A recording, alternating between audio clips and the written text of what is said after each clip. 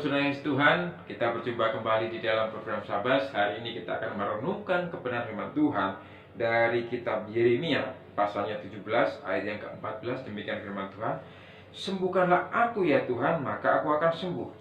Selamatkanlah aku, maka aku akan selamat, sebab Engkaulah kepujianku. Saudara kasih Tuhan, tema firman Tuhan hari ini adalah Tuhanlah satu-satunya pengharapanku.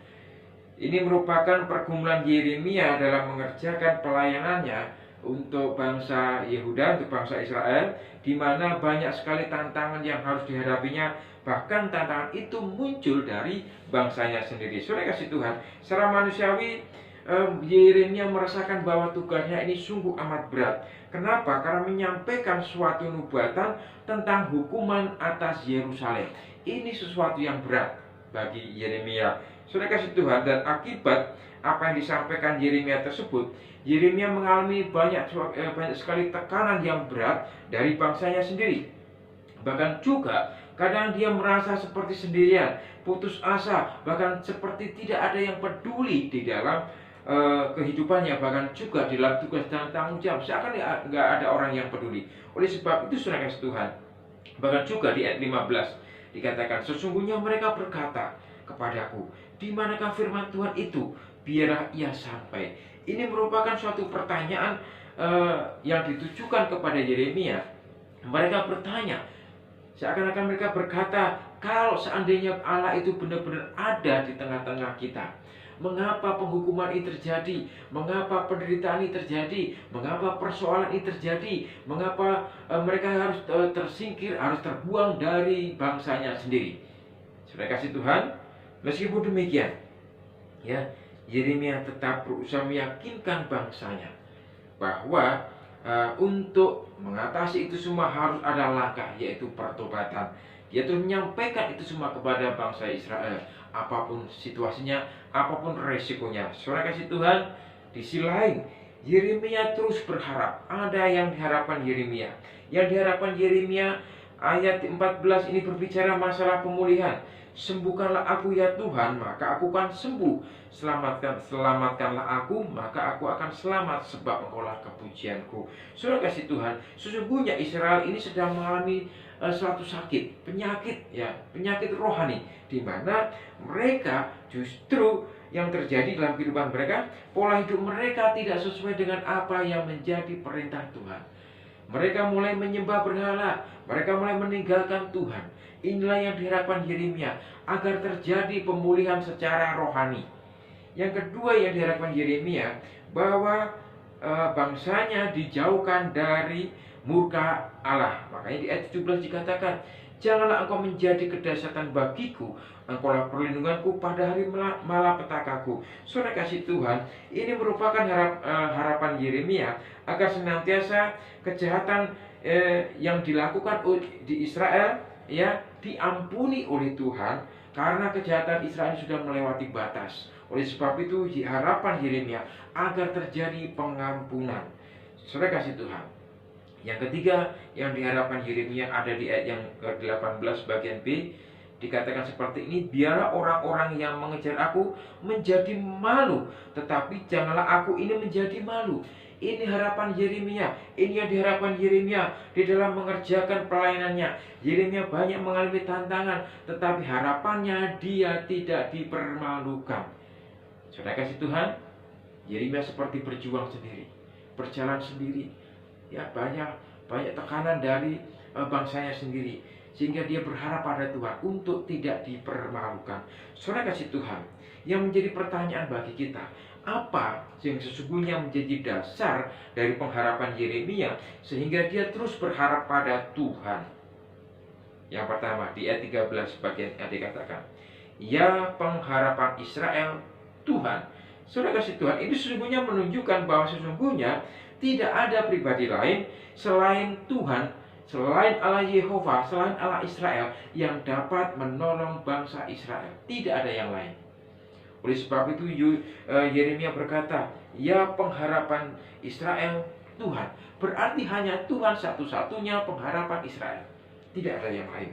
Saudara kasih Tuhan, tapi kita melihat faktanya adalah, ya, Israel saat itu mengalami sakit rohani, di mana dia mulai menyembah berhala, meninggalkan Tuhan. Ya, justru sebaliknya, seharusnya bangsa ini menjadi seorang berkat bagi bangsa-bangsa, memperkenalkan Allah yang benar, memperkenalkan Allah Yehova, memperkenalkan Allah yang berkuasa. Justru mereka ini terpengaruh oleh bangsa lain, bahkan juga menyembah berhala. Saudara kasih Tuhan, yang diharapkan Yeremia, ya, yaitu tadi ada 3 tadi. Yang pertama tadi masalah kesembuhan, yang kedua pengampunan, bahkan juga dia tidak permalukan. Hanya Tuhanlah yang sanggup memberikan itu semua. Sudah kasih Tuhan, kata tadi dikatakan, ya pengharapan Israel Tuhan. Tidak ada yang lain, satu-satunya yang diharapkan, yang disampaikan oleh Yeremia kepada Israel, bahwa tidak ada jalan selain berbalik kepada Tuhan. Karena tidak ada jalan lain, hanya Tuhanlah yang sanggup menolong bangsa Israel. Yang kedua, saudara Tuhan, di ayat 13 bagian B dikatakan, semua orang yang meninggalkan engkau akan menjadi malu.